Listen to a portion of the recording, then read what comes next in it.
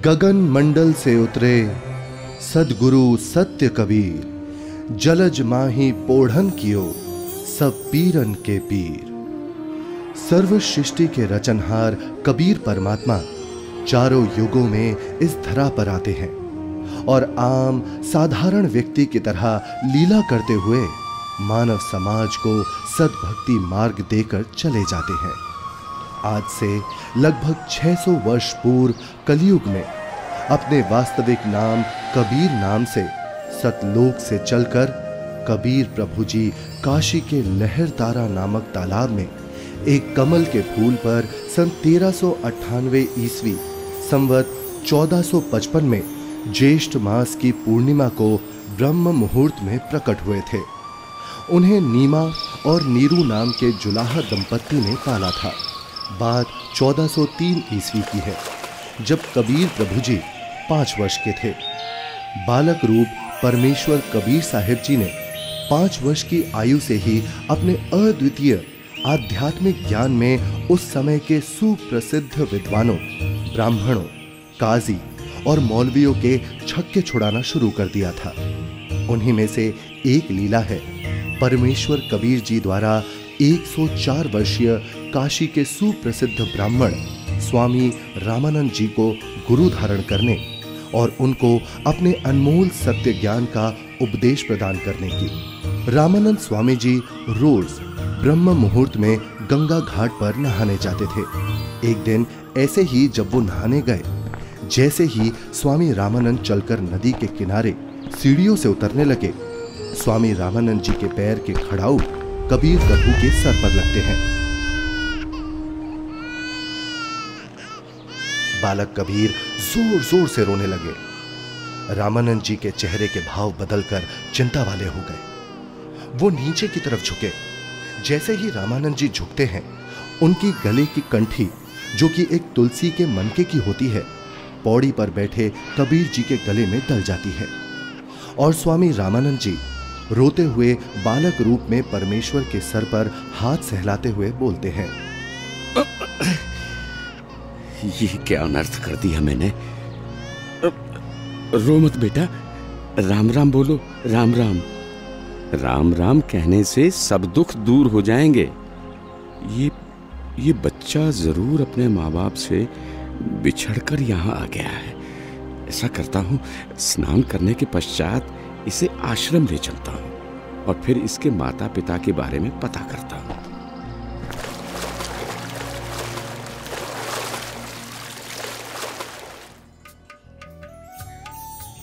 स्वामी रामानंद जी वैष्णव धर्म का प्रचार प्रसार भी खूब किया करते थे, जिसके लिए उन्होंने 1400 ऋषि शिष्य भी प्रचारक रूप में बना रखे थे। स्वामी जी के उन्हीं शिष्यों में से एक थे ऋषि विवेकानंद जी, जो कि बहुत ही अच्छे प्रवचनकर्ता रूप में प्रसिद्ध थे, जिनको स्वामी जी द्वारा काशी शहर के एक क्षेत्र का उपदेशक भी नियुक्त किया हुआ था। प्रतिदिन की तरह ही एक दिन जब ऋषि विवेकानंद जी शाम के समय विष्णु पुराण से कथा सुना रहे थे। श्री हरि विष्णु जी ही सभी के रक्षक व पूर्ण परमात्मा है। उन्होंने ही राम जी और कृष्ण जी के रूप में जन्म लिया है। वास्तव में भगवान विष्णु ही अजन्मे हैं, अविनाशी हैं।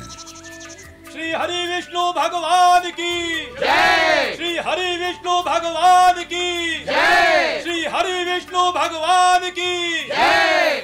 वेद पढ़े पर भेद न जाने, बाँचे पुराण 18। पत्थर की पूजा करे, भूले सृजनहारा।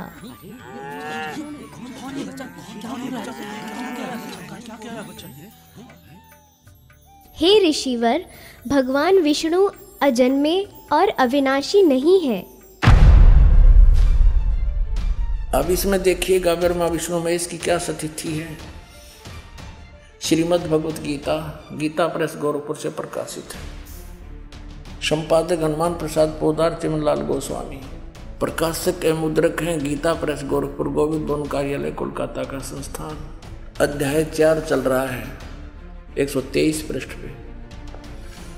भगवान विष्णु अपनी माता दुर्गा की स्तुति कर रहे हैं, तुम शुद्ध स्वरूपा हो, ये सारा संसार तुम इसे उद्भासित हो रहा है। मैं ब्रह्मा और शंकर हम सभी तुम्हारी कृपा से विद्यमान हैं। हमारा आविर्भाव माने जन्म और तिरोभाव माने मृत्यु हुआ करता है। हमारा तो जन्म और मृत्यु होता है, केवल तुम ही नित्य हो, जगत जननी हो, प्रकृति और सनातनी देवी हो।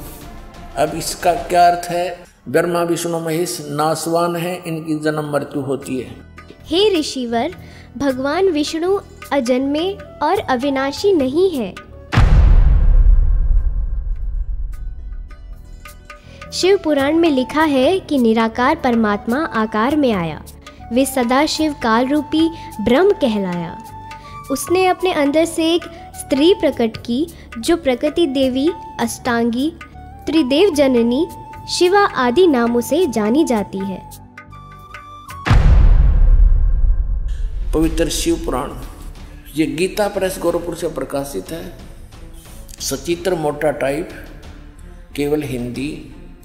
संपादक है हनुमान प्रसाद पोदार। और ये प्रकाशित कहाँ से है? प्रकाशक एवं मुद्रक हैं गीता प्रेस गोरखपुर, गोविंद भवन कार्यालय कोलकाता का संस्था। अब देखना ये रुद्र संहिता का, अब हम छठा अध्याय पढ़ रहे हैं 101 पृष्ठ पे।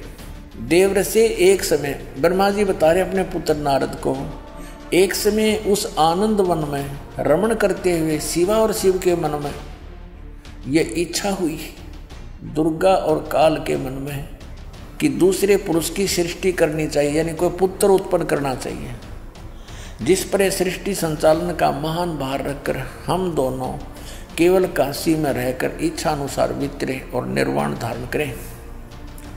ऐसा निश्चय करके शक्ति सहित सर्वव्यापी परमेश्वर शिव ने, इस काल ने अपने वाम भाग के 10वें अंग पर अमृत मल दिया।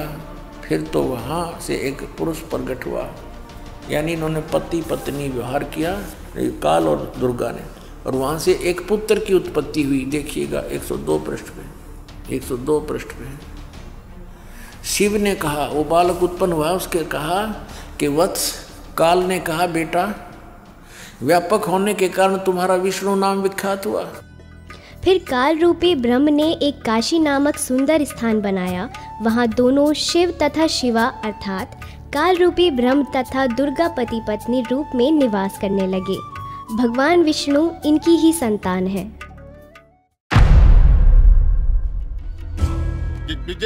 ये सब झूठ बोल रहा है, और ये सब छोड़, तू ये बता तू कौन है, किस जाति का है, गुरु कौन है तेरा?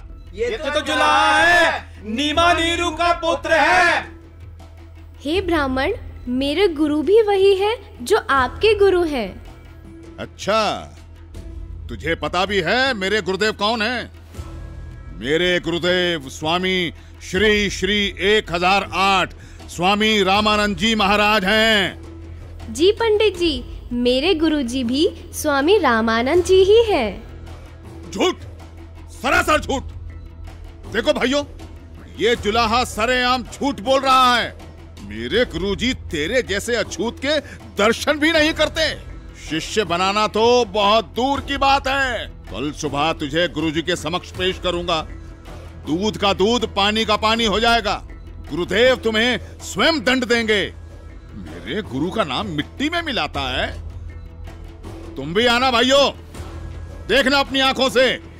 इस कबीर जुलाहे का झूठ कल सबके सामने आ जाएगा। हाँ, हम सब आएंगे, हम सब आएंगे, हम सब आएंगे।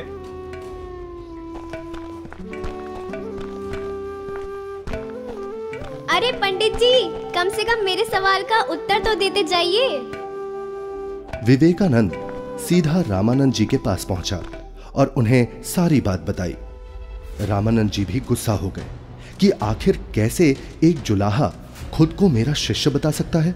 हे गुरुदेव, एक छोटी जाति का जुलाहा अपने आप को बड़ा विद्वान सिद्ध करने के लिए भगवान विष्णु जी को नाशवान बताता है। क्या नाम है उसका? गुरुदेव, उसका नाम कबीर है। कबीर? हाँ गुरुदेव, कबीर।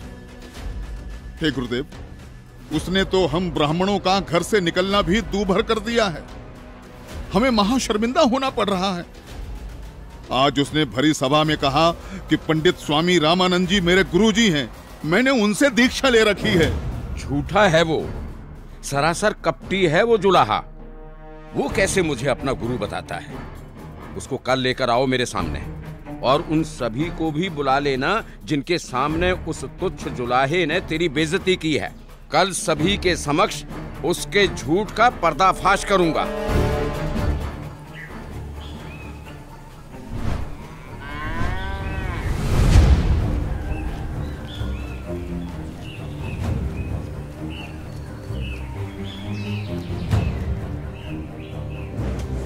नीरू जुलाहे का घर कहाँ है?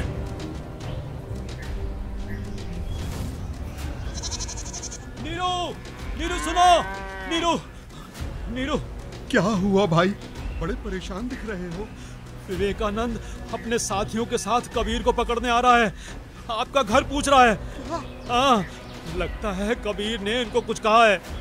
इसे समझाओ, इनसे पंगा ना ले। क्या? कौन आ रहा है? हमें हमारे कबीर के लिए कौन आ रहा है? कौन पकड़ेगा? नीमा और नीरू डर जाते हैं और कबीर को झोपड़ी के पीछे ले जाकर कंबल से उड़ाकर छुपा देते हैं। तभी विवेकानंद वहां पहुंच जाता है। कहां है वो दंड बालक कबीर? कल उसने भरी सभा में मेरे गुरुदेव का अपमान किया है। आज सबके सामने गुरुजी उसकी पिटाई करेंगे। हे ब्राह्मण जी, क्या बात है? इतना क्रोधित मत होइए। हमारा कबीर किसी का अपमान कर ही नहीं सकता। न जाने क्यों आप हमारे कबीर के पीछे पड़े हैं। मेरा कबीर यहाँ नहीं है। अच्छा, अभी पता चल जाएगा। तोड़ डालो इसकी झोपड़ी को और ढूंढ कर निकालो उस अधर्मी कबीर को। रुक जाइए, हम हाथ जोड़ते हैं। हमारे कबीर ने कुछ नहीं। घर में घुसकर विवेकानंद और उसके शिष्य तोड़ फोड़ करने लगते हैं तो कबीर प्रभु जी से नहीं रहा जाता। वो सामने आ जाते हैं। सब कुछ तोड़ दो, सब कुछ। हे विवेकानंद ब्राह्मण, मैं यहाँ हूँ, झोपड़ी के पीछे। झोपड़ी के पीछे? पकड़ो उसे। पकड़ो।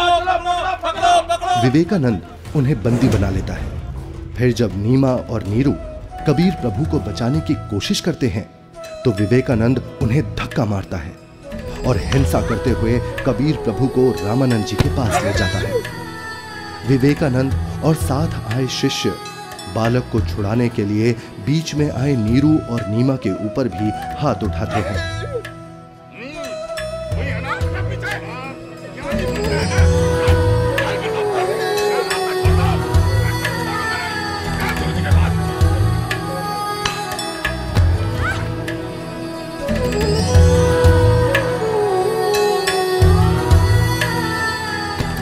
नीरू को भी कुछ गुंडे लाठी डंडों से मार मार कर मृत समान कर देते हैं।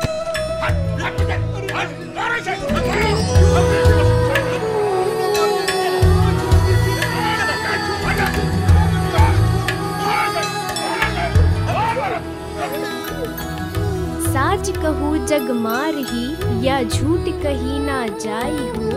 साच न पूरा पावते, ये झूठे जगपति आई हो। एक तरफ विवेकानंद कबीर प्रभु जी को पकड़कर रामानंद जी के पास ला रहा था और दूसरी तरफ रामानंद जी ने अपनी कुटिया के बाहर एक बड़ा सा पर्दा लगवा दिया जिससे रामानंद जी की नजर शूद्र पर ना पड़े। हे स्वामी, आपके आदेश के अनुसार पर्दा लगवा दिया है जिससे कबीर की नजर आप पर ना पड़े। कबीर को इस पर्दे के पीछे ही खड़ा किया है। मारो इसे, इसने हमारे गुरुदेव का अपमान किया है। मारो, हमारे ईश्वर की निंदा की है इसने। मारो इसको, मारो इसे, मारो। शांत, शांत, शांत। आप सभी शांत रहें। गुरुजी खुद ही इस अधर्मी को सजा देंगे। कौन है तू जुलाहे? मैं सतलोक का निवासी हूँ, अजन्मा अविनाशी हूँ, पूर्ण ब्रह्म परमेश्वर हूँ।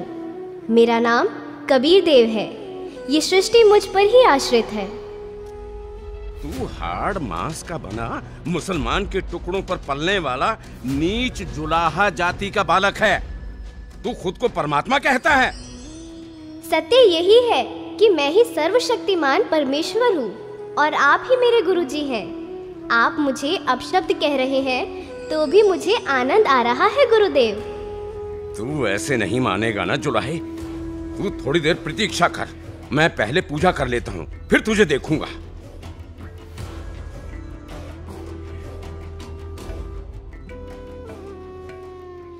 कहीं ये बालक सच में तो भगवान नहीं है, क्योंकि भगवान तो किसी भी रूप में कहीं भी आ सकते हैं। कहीं मुझसे कोई गलती ना हो जाए।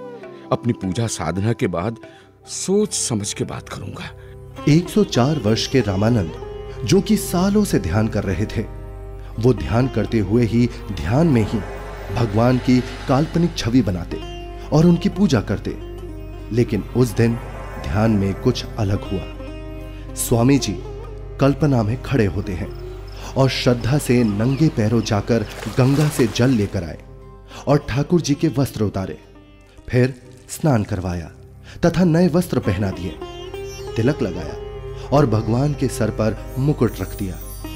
तब पास में रखी कंठी पर ध्यान गया और कल्पना में ही बोले, हे भगवान, आज तो कंठी डालना ही भूल गया। फिर कंठी उठाकर मुकुट के ऊपर से डालने लगे, लेकिन माला मुकुट में फंस गई।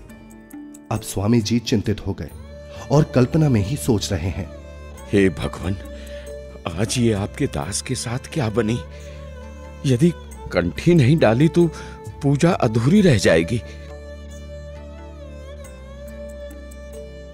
और अब यदि मुकुट उतार दिया तो पूजा खंडित हो जाएगी। आज से पहले ऐसी गलती कभी नहीं बनी थी। हे प्रभु, आज क्या गलती बन गई मुझ पापी से? आज का तो मेरा सारा दिन ही व्यर्थ गया। जब स्वामी जी मन ही मन में व्याकुल हो रहे थे और अपने आप को कोस रहे थे, तब परमेश्वर कबीर साहिब जी पर्दे के पीछे से बोले, हे स्वामी जी, चिंता मत कीजिए, इस माला की गांठ खोल दीजिए और फिर ठाकुर जी के गले में डालकर इस माला को बांध दीजिए, फिर आपको मुकुट उतारना नहीं पड़ेगा।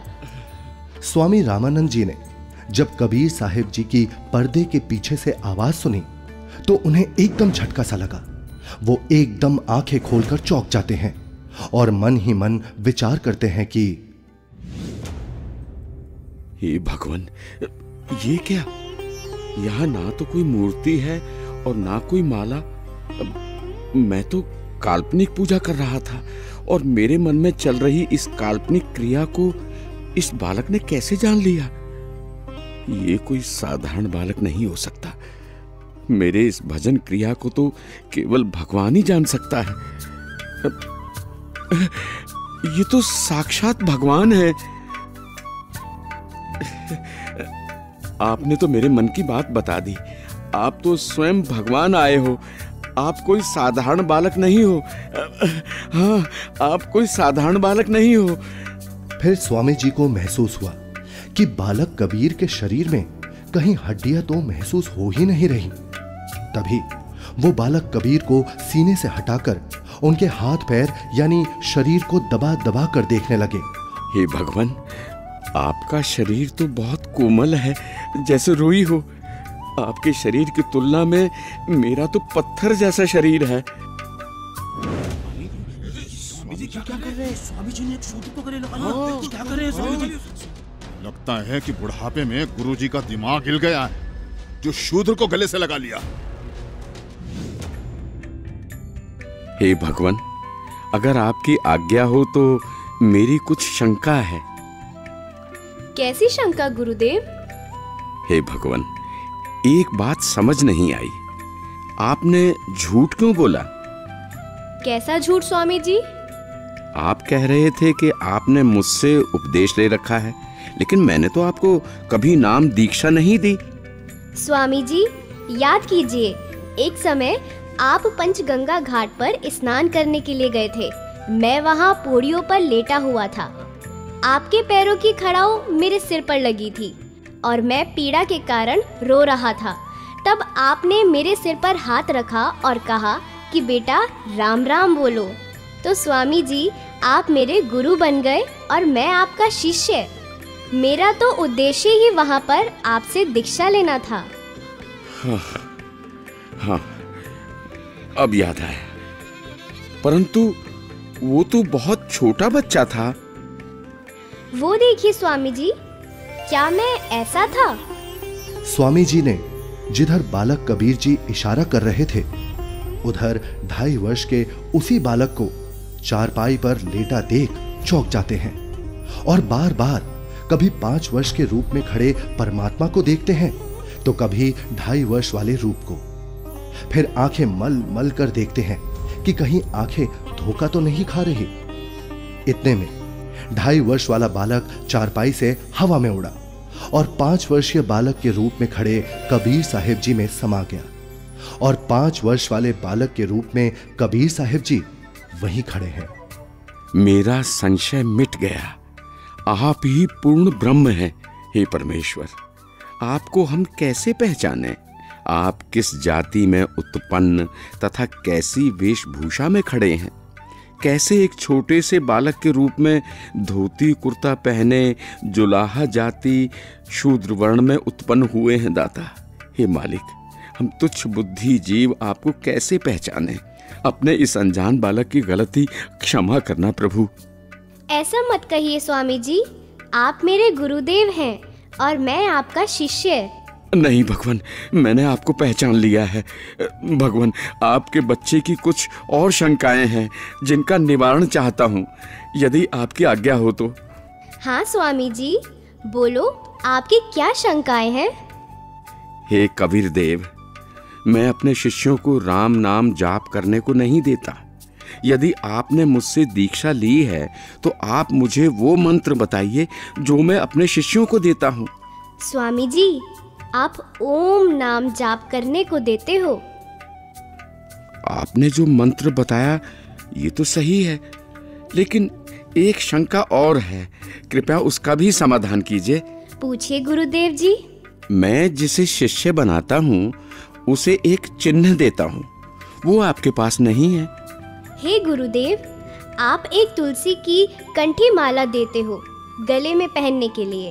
ये देखो गुरुदेव, उस दिन पंचगंगा घाट पर आपने ही तो अपने गले से निकालकर ये कंठी मेरे गले में पहनाई थी।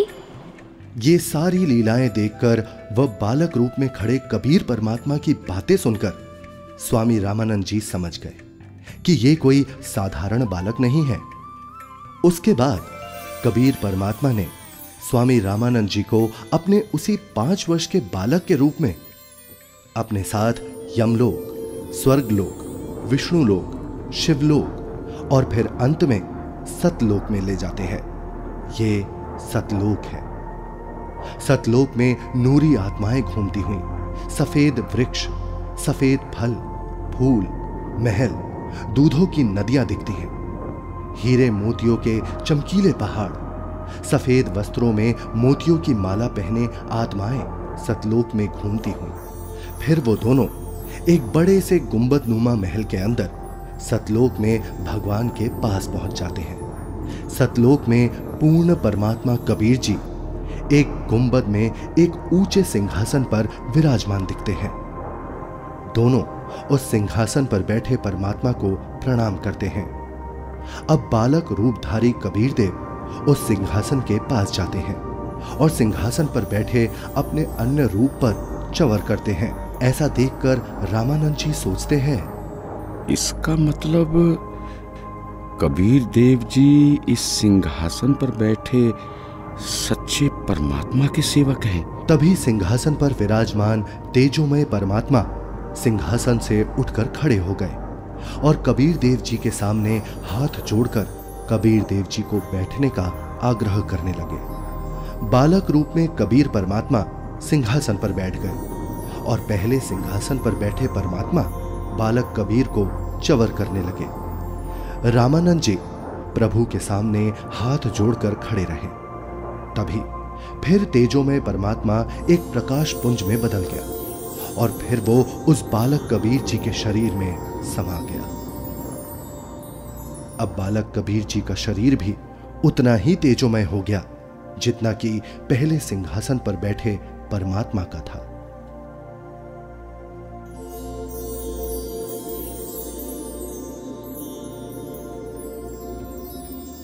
बोलत रामानंद जी सुनो कबीर करतारे, गरीबदास सब रूप में तू ही बोलनहार।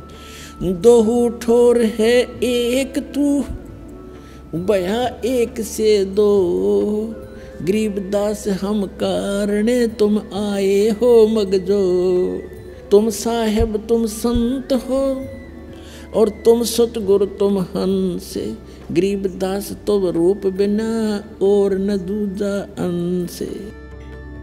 हे परमात्मा, आप जी स्वयं ही दोनों स्थानों पर लीला कर रहे हो।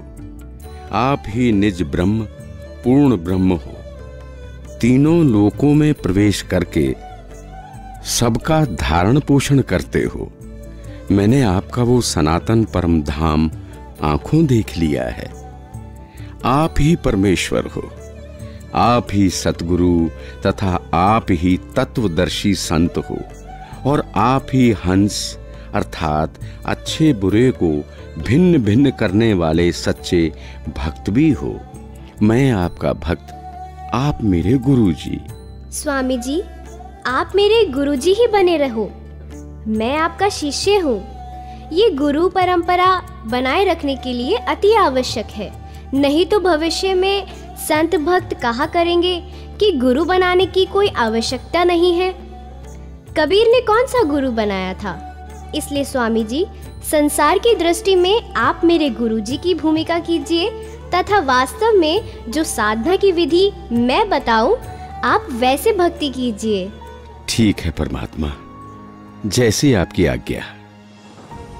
इस प्रकार परमेश्वर कबीर जी ने 5 वर्ष की आयु में ही 104 वर्ष के ब्राह्मण को तत्व ज्ञान से परिचित कराया और गुरु परंपरा को बनाए रखने के लिए कबीर साहिब जी ने स्वामी रामानंद जी को अपना गुरु बनाया। यह अनमोल ज्ञान जगत गुरु तत्वदर्शी संत रामपाल जी महाराज के सत्संग प्रवचनों से संग्रह किया गया है। संपूर्ण आध्यात्मिक ज्ञान प्राप्त करने के लिए अवश्य सुनिए जगत गुरु तत्वदर्शी संत रामपाल जी महाराज जी मंगल प्रवचन।